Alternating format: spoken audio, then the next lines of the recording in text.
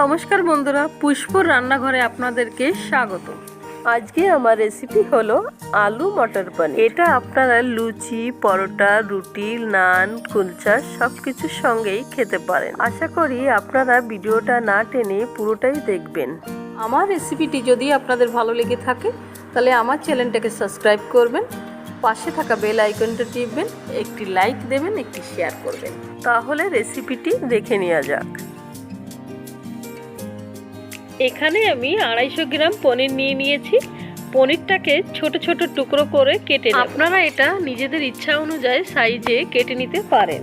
এখানে আমি প্লেন পনির ব্যবহার করছি, আপনারা চাইলে ক্রিম পনিরও ব্যবহার করতে পারেন, তবে আমার প্লেন পনিরটাই বেশি ভালো লাগে। পনিরের টুকরোগুলোকে কেটে নিয়েছি।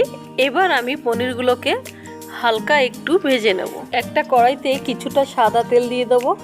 তেলটা গরম হয়ে গেলে পনিরের টুকরোগুলো আমি অল্প অল্প করে ভেজে নেব। পনিরের টুকরোগুলোকে বেশিক্ষণ ভাজার দরকার নেই, 20 সেকেন্ডের মতন ভেজে নিলেই হবে। পনিরের টুকরোগুলো ভাজা হয়ে গেছে, এবার আমি তুলে নেব। বাকি পনিরের টুকরোগুলোকে এইভাবেই ভেজে নেব।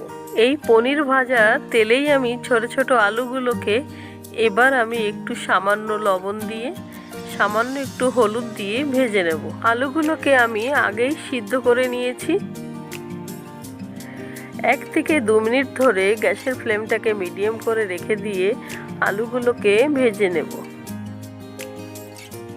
আলুগুলো ভাজা হয়ে গেছে, এবার আমি আলুগুলোকে তুলে নেব।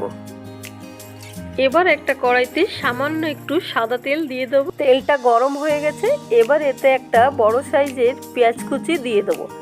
তার সঙ্গে দেব 7-8 কোয়া রসুন, 1 টুকরো আদা দিয়ে এইগুলোকে একটু ভেজে নেব। এবার এতে 4-5টা কাঁচা লঙ্কা দিয়ে আবার একটু ভালো করে ভেজে নেব। লঙ্কা দেওয়ার পরে তার সঙ্গে দেব বড় সাইজের একটা টমেটো কুচি দিয়ে আর একটু ভালো করে এগুলোকে ভেজে নেব। এবার এতে সামান্য একটু লবণ দিয়ে দেব। লবণ দিয়ে একটু ভেজে নেব, তাতে টমেটোটা নরম হয়ে যাবে, তাড়াতাড়ি ভাজা হয়ে যাবে। গ্যাসের ফ্লেমটাকে মিডিয়াম করে রেখে দিয়ে 2 থেকে 3 মিনিট ধরে মশলাটাকে ভেজে নেব। দেখুন মশলাটা ভাজা হয়ে গেছে। এবার আমি গ্যাসের ফ্লেমটাকে বন্ধ করে দিয়ে এটাকে ঠান্ডা করে নেব। ঠান্ডা করে নিয়ে এটাকে মিক্সিতে আমি পেস্ট করে নেব। দেখুন এটাকে আমি কিরকম পেস্ট করে নিয়েছি। আপনারা চাইলে এটা শিলেও বাটতে পারেন। এবার একটা কড়াইতে কিছুটা সাদা তেল দিয়ে দেব। তেলটা গরম হয়ে গেছে, এবার কিছুটা সাদা জিরে দিয়ে দেব। জিরেটা ফ্রাই হয়ে গেছে, আগের থেকে পেস্ট করা মশলাটা এবার আমি দিয়ে দেব। মশলাটাকে দিয়ে ভালো করে একটু মিশিয়ে নেব।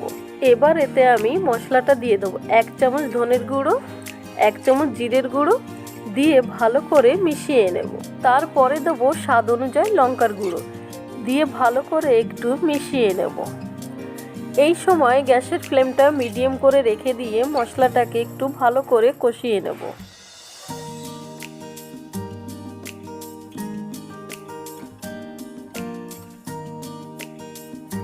এবার সামান্য একটু জল দিয়ে মশলাটাকে ভালো করে মিশিয়ে নেব। এবার 1/2 চামচের মতন হলুদ গুঁড়ো দিয়ে ভালো করে এটাকে কষিয়ে নেব।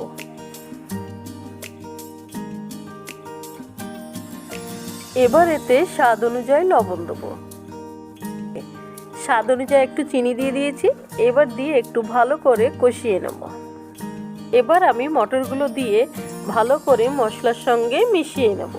মটরশুঁটি দেওয়ার পরে 2 থেকে 3 মিনিটের জন্য ভালো করে কষিয়ে নেব। দেখুন এটা কষানো হয়ে গেছে। আগের থেকে ভেজে রাখা পনিরের টুকরোগুলো এবার আমি মশলার ভিতরে দিয়ে দেব। পনিরটাকে দিয়ে আলতোভাবে একটু মিশিয়ে নিতে হবে। এতে আমি সামান্য একটু জল দিয়েছিলাম, সেটা আপনাদেরকে দেখাতে পারিনি। এবার এতে আগের থেকে ভেজে রাখা আলুগুলো দিয়ে দেবো। আলুগুলোকে দিয়ে ভালো করে একটু মিশিয়ে নেব।